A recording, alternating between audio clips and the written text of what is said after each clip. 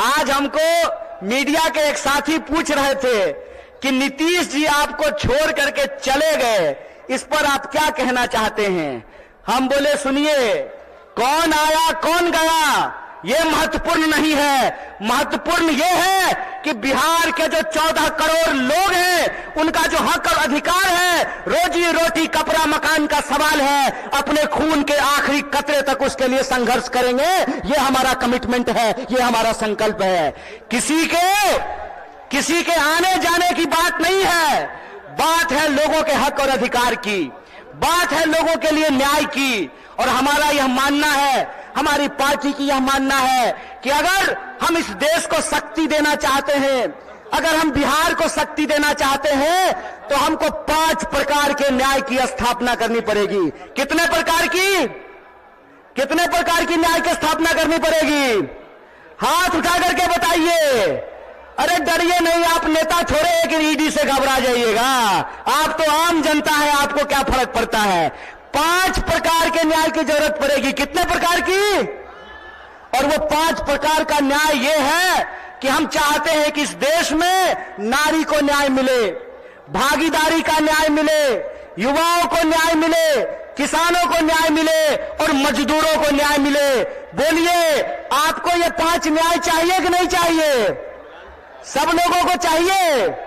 अगर सब लोग यह 5 प्रकार का न्याय चाहते हैं तो हम आपसे एक अपील करना चाहते हैं।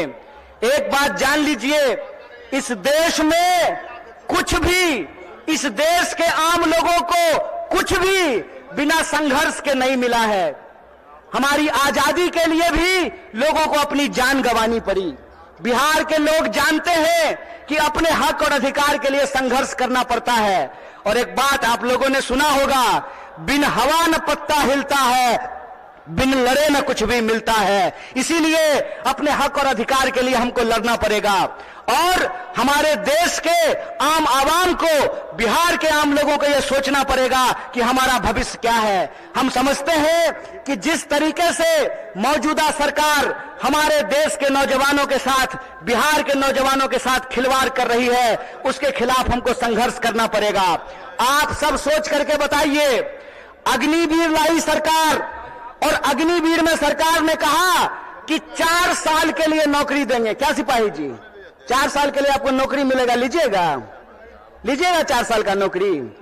और यहां मंच पे बहुत सारे एमएलए साहब बैठे हुए हैं, बहुत सारे एमपी साहब बैठे हुए हैं। प्रधानमंत्री बनेगा 5 साल के लिए और सेना का जवान बनेगा 4 साल के लिए। बोलिए, बेईमानी है कि नहीं है? ये अगर बेईमानी है तो बेईमान को बेईमान कहना चाहिए कि नहीं कहना चाहिए? चोर को चोर कहना चाहिए कि नहीं कहना चाहिए? ये चोर और बेईमान मिलकर के इस देश के साथ लुटखोरी कर रहे हैं। हमसे जुड़े रहने के लिए हमारे YouTube चैनल को सब्सक्राइब करें और नई वीडियो की नोटिफिकेशन के लिए बेल आइकॉन को दबाएं।